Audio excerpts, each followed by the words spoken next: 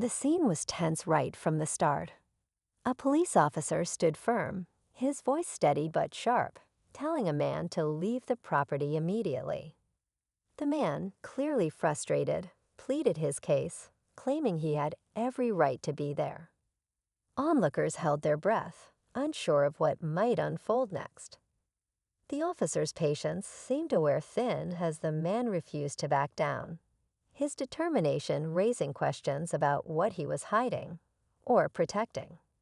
But just as it seemed the situation might come to a close, something completely unexpected happened, leaving everyone, including the officer, stunned. What started as a simple order turned into a moment no one could have predicted. Stay tuned to find out what unfolded next in this gripping encounter. You won't want to miss it. As the man stood his ground, his eyes darted nervously, scanning the faces of the small crowd that had gathered. He seemed to be looking for someone, or perhaps hoping someone would speak up for him. The officer, keeping his composure, repeated his order firmly, but there was a flicker of curiosity in his expression. Why was this man so determined to stay? Then came the moment that made everyone uneasy. The man pulled out a crumpled piece of paper from his pocket, his hands trembling slightly. "This," he said, his voice shaky yet resolute, "proves I'm supposed to be here." The officer took the paper, glancing at it briefly, but his reaction was unreadable. The crowd murmured, their whispers growing louder with every second of silence. What could be on that paper? The officer finally looked up, his face serious. "Where did you get this?" he asked. And that's when things took a darker turn.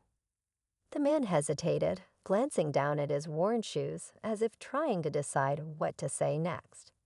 "It doesn't matter where I got it," he finally replied, his voice barely above a whisper. The officer's eyes narrowed as he studied the man's expression, his grip tightening on the paper. Something about the way the man avoided eye contact made it clear he wasn't telling the whole truth. The crowd, now growing restless, exchanged glances, their curiosity turning into unease. A woman near the back stepped forward cautiously. "I've seen him here before," she said, her voice breaking the tense silence. "But I don't think he ever caused any trouble." The officer turned his attention to her, his face stern but listening. "Do you know why he's here?" he asked. Before she could answer, the man suddenly interrupted. "This isn't about them," he said, his voice louder now, almost desperate. "It's about what's inside that building." His words hung in the air, leaving everyone wondering what secrets the property might be hiding. The officer's gaze shifted to the building behind the man, its windows dark and uninviting. "What's inside?" he asked, his tone sharp. The man hesitated, clearly wrestling with whether to reveal the truth. The crowd, now captivated, leaned in closer, their curiosity outweighing their unease. The woman who had spoken earlier took another step forward, her eyes darting between the man and the officer. "Is it dangerous?" she asked, her voice trembling. The man shook his head quickly. "No, it's not like that. It's complicated." His vague response only fueled the tension, and the officer's patience was clearly running thin. "Enough," the officer snapped. "If there's something in there I need to know about, you better tell me now." The man swallowed hard, his voice cracking as he said, "It's not about me. It's about who's waiting inside." Those words sent a ripple of shock through the crowd, leaving everyone frozen in place. The officer stiffened, his eyes narrowing as he took a step closer to the man. "Who's inside?" he demanded, his tone colder now.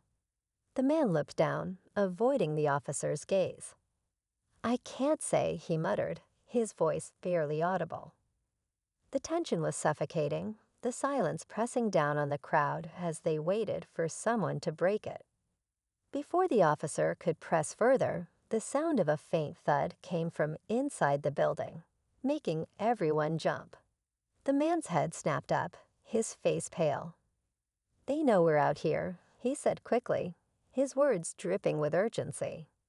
The officer's hand instinctively went to his radio, but the man grabbed his arm. "No," he said, panic in his voice. "You'll make it worse." The crowd shifted uneasily, whispers turning into worried murmurs. "What's going on in there?" someone asked, but the man ignored them. His focus was locked on the officer. "If you go in without knowing the truth, you'll regret it," he said. The officer stared back, unmoving, but something about the man's warning sent a chill through the air. What was waiting inside that building? And why was the man so desperate to keep it hidden? The officer took a deep breath, his eyes locked on the man. "Step aside," he said firmly, his voice leaving no room for argument. The man hesitated, his face a mix of fear and resignation, but he finally moved out of the way. The officer cautiously approached the building, his hand hovering near his holster. The crowd watched in tense silence as he pushed the door open, the creak of the hinges echoing ominously. Inside, the air was cold and still, the room dimly lit by a single flickering bulb. The officer scanned the space, his every step echoing on the wooden floor. Then, from the shadows, a figure emerged, small, fragile, and holding a tattered stuffed animal. It was a young girl, her wide, tear-filled eyes meeting his. "Please don't take him away," she whispered. The officer froze, the pieces falling into place. The man outside wasn't trespassing. He was protecting her, hiding her from something or someone. But before he could process it further, the man appeared in the doorway, his voice trembling. "She's the reason I'm here. If you turn me in, they'll find her too." The officer glanced between the girl and the man, his instincts warring with his duty. Finally, he sighed and turned to the man. "We're going to do this the right way," he said quietly. "But for now, she's safe." Relief washed over the man's face, but as the officer led them both outside, a black car parked down the street caught his eye. Its engine idled, and its tinted windows made it impossible to see who was inside. The officer's grip tightened on his radio. This wasn't over, not by a long shot.